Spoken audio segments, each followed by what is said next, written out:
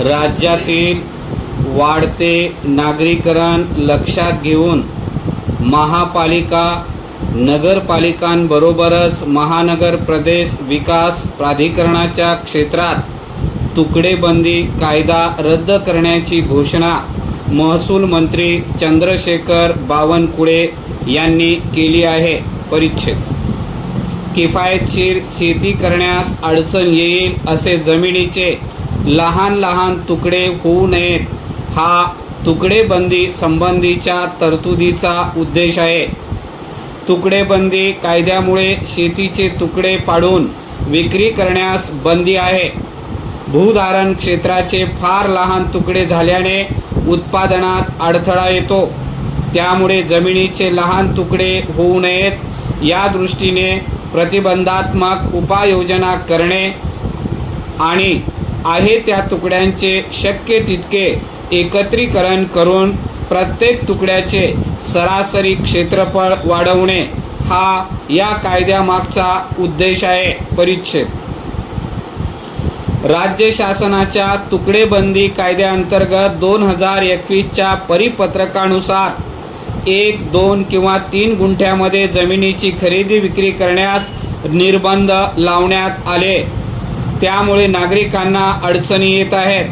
केंद्र आणि राज्य शासनाच्या घरकुल योजनेअंतर्गत येत्या वर्षभरात नव्याने 20 लाख घरे बांधण्याचा निर्णय घेतला आहे. मात्र राज्यात तुकडेबंदी कायदा लागू असल्याने शेतकऱ्यांना याची अडचण निर्माण झाली.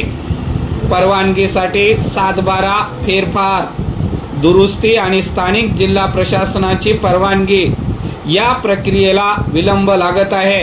त्यामुळे सुमारे 50 लाख शेतकऱ्यांना हा निर्णय अडथळ्याचा ठरला. तुकडेबंदी रद्द केल्यामुळे गरीब, अल्प उत्पन्न असणाऱ्या नागरिकांना याचा फायदा होईल. तसेच परिसरातील भूखंड खरेदी विक्री व्यवहारांना चालना मिळेल.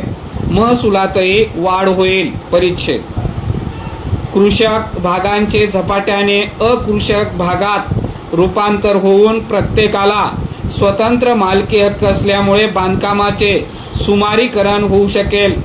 उदाहरणार्थ, एखाद्या व्यक्तीकडे 1 एकर जागा असली तरी त्यापैकी 30 गुंठे क्षेत्रावरच प्रत्यक्षात बांधकामाला परवानगी मिळेल.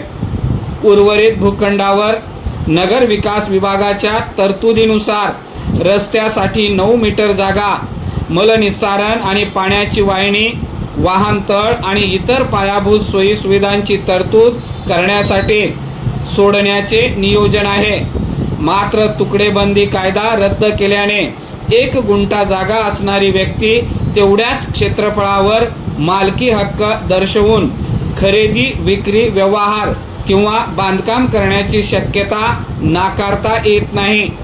परिणामी पायाभूत सुविधांच्या अभावामुळे बकालीकरण वाढण्याची शक्यता व्यक्त करण्यात येते. परिच्छेद राज्यात तुकडेबंदी कायद्याचा भंग करून 31 डिसेंबर 2023 पर्यंत झालेले जमीन खरेदी विक्रीचे व्यवहार चालू बाजार मूल्य दराच्या 5% शुल्क आकारून नियमित करण्याचा निर्णय 2024 मध्ये विधानसभा निवडणुकीच्या पार्श्वभूमीवर मंत्रिमंडळाच्या बैठकीत घेण्यात आला. वित्त विभागाने 1 जानेवारी 2024 पासून पुढील काळात झालेल्या अनियमित गुंठेवारीतील बांधकामांना प्रचलित बाजार मूल्याच्या 25% शुल्क आकारून नियमित करण्याची भूमिका घेतली होती. मात्र ती अमान्य झाली. या निर्णयाचा फायदा राज्यातील 2 ते 2.5 कोटी लोकांना झाला. परिच्छेद एकीकृत बांधकाम विकास नियमन प्रणालीनुसार कृषक जमीन अकृषक करताना किंवा भूखंडावर बांधकाम करताना पायाभूत सुविधांची तरतूद करणे आवश्यक आहे. त्यामुळे रस्ते, तुकडे, नोंदणी, बांधकाम आराखडा याबाबतचे नियम निश्चित करणे महत्त्वाचे आहे. त्यासाठी स्थानिक जिल्हाधिकारी किंवा महसूल विभागाकडेच परवानगी बांधकाम बंधनकारक केल्यास बेसुमार बांधकामांना आळा बसून सुनियोजित विकास होईल.